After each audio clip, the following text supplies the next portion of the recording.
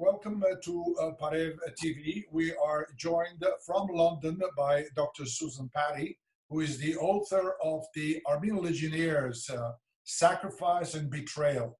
This book deals with the very interesting part of World War I, when thousands of Armenians from all over the world, including America, went to the Middle Eastern areas and fought alongside the British and the French soldiers.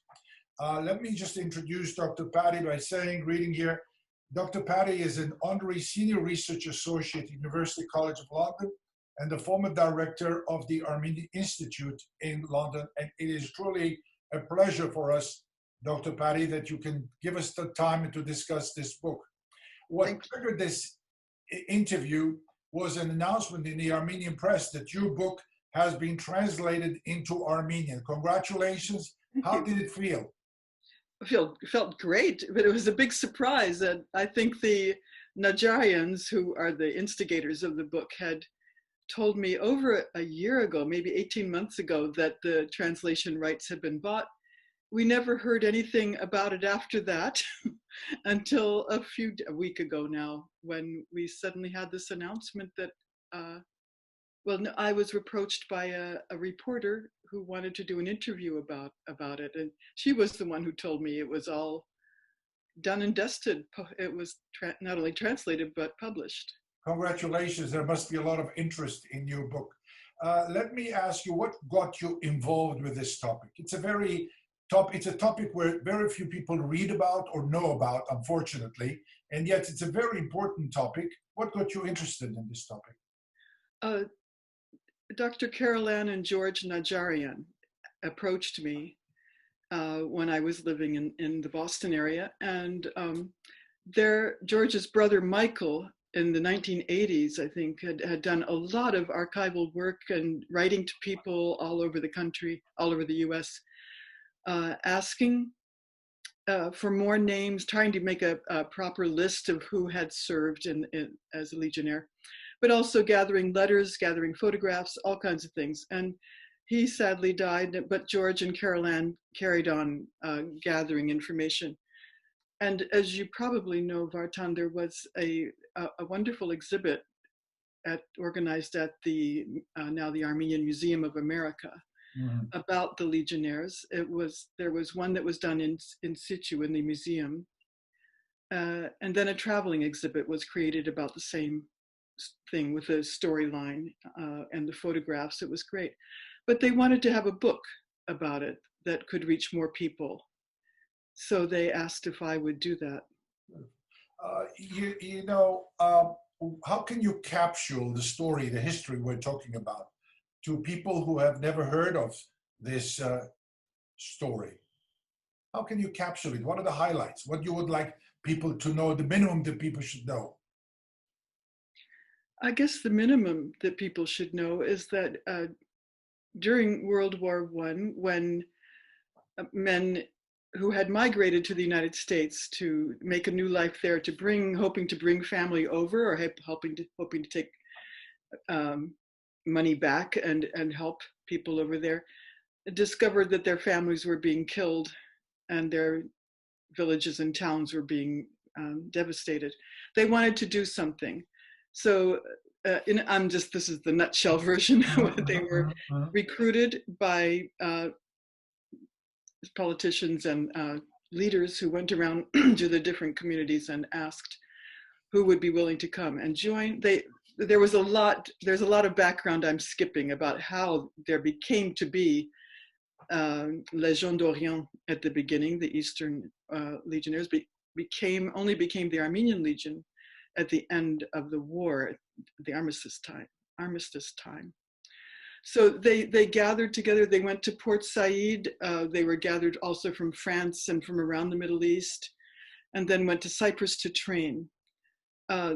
This was the first thing that they were concerned about, because they were kept in Cyprus anywhere from 18 months to a year to 6 months. Long time, way too long for training, and they began to suspect there was something going wrong.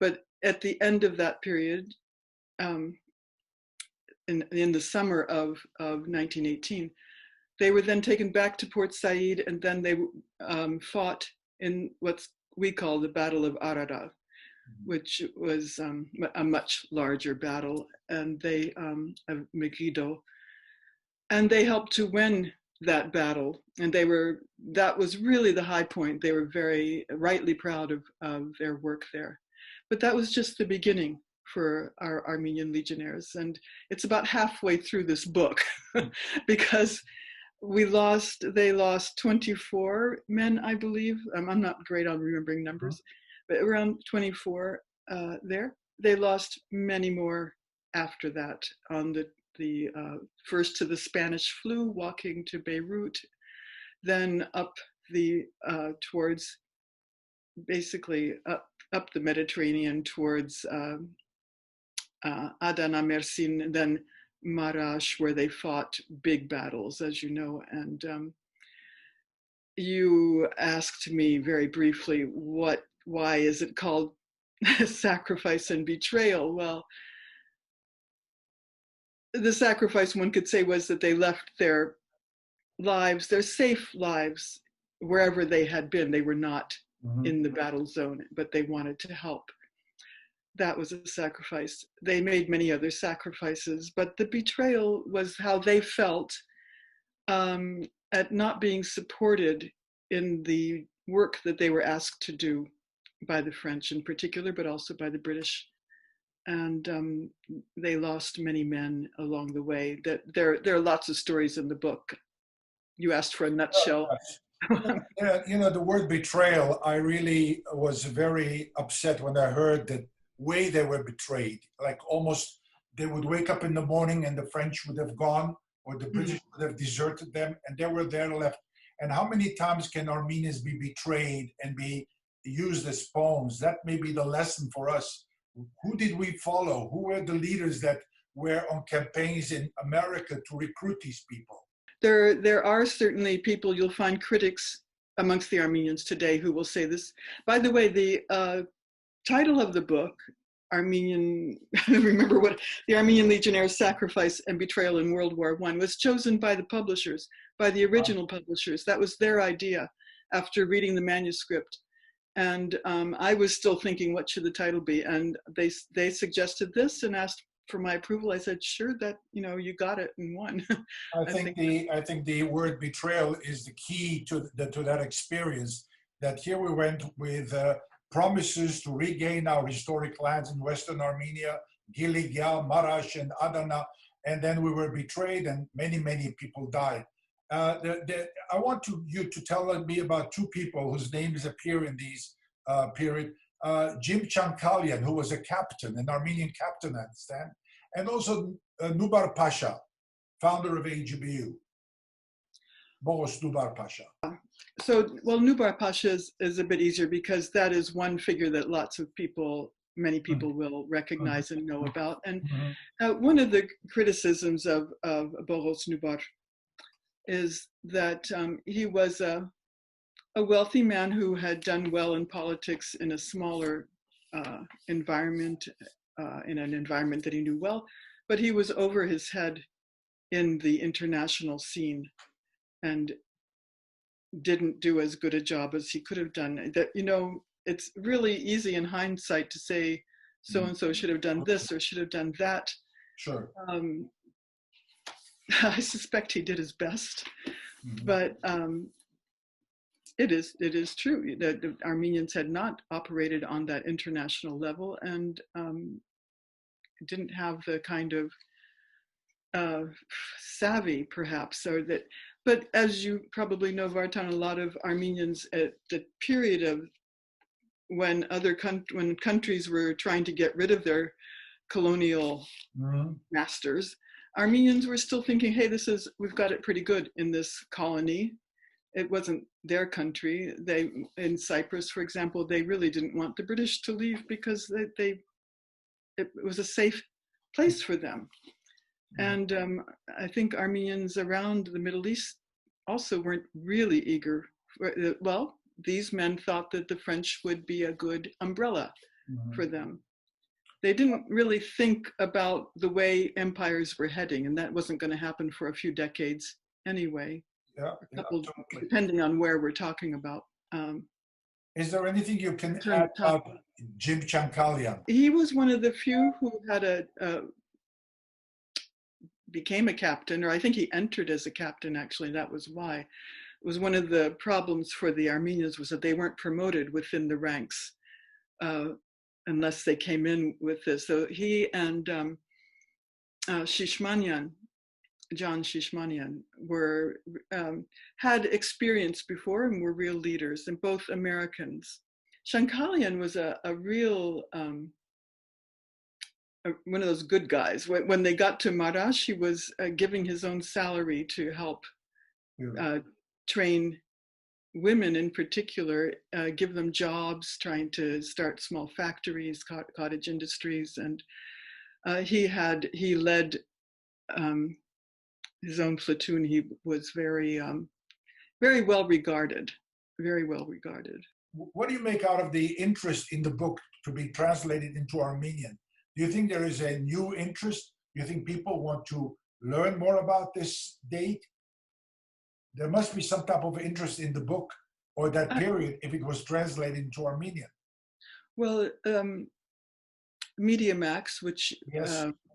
did this translation and publishing, has, obviously they are very interested, and they've been I was very impressed with their publicity about it, which goes beyond just publishing. Like, this is one of the places where I'm really terrible at PR myself. And so I always admire people like that. They had a whole nearly an hour program on television because they couldn't do an in-person one because of COVID.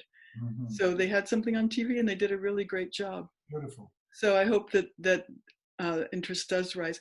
There is interest, but people don't know, for example, about the difference between the troops that fought in the Caucasus, the Fedai, and the Legionnaires. These are not all the same people. There may have been some overlaps sometimes, but there were. But really, they're very separate things.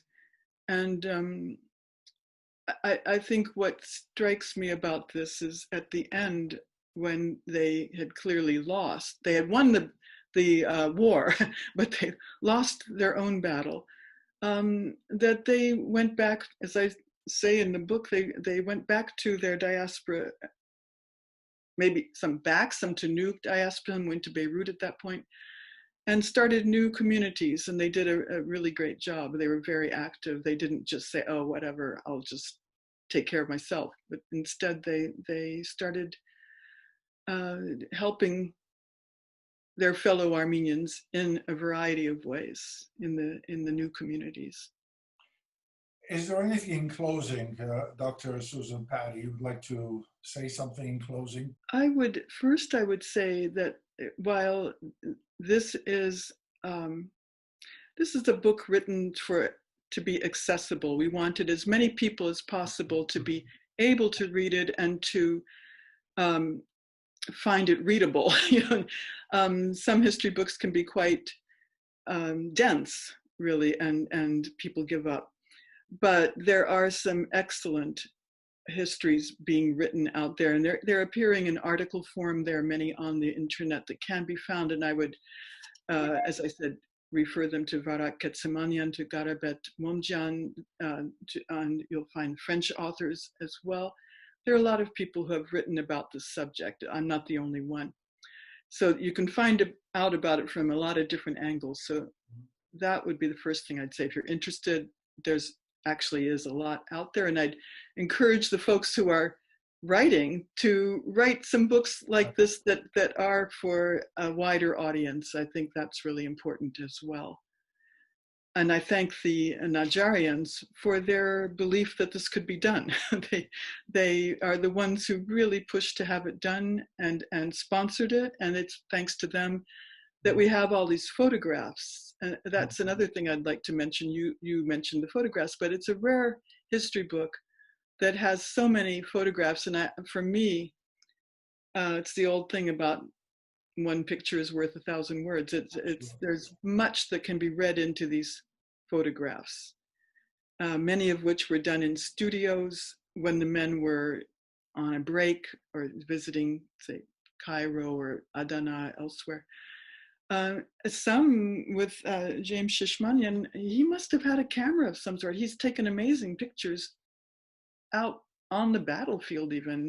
That's very rare. He's the only one that we found. So the pictures really themselves tell a lot.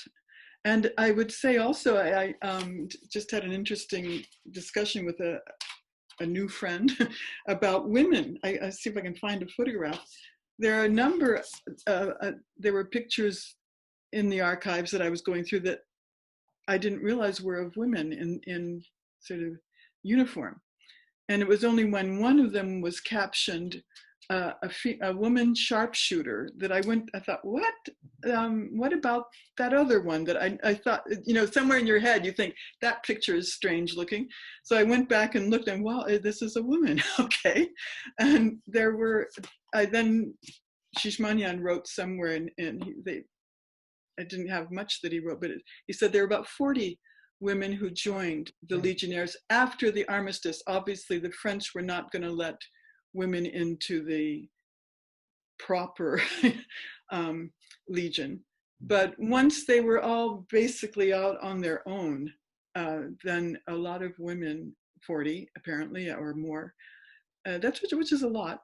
Then there were others who were running missions, who were you know, going through tunnels, carrying armaments, you know, getting messages back and forth.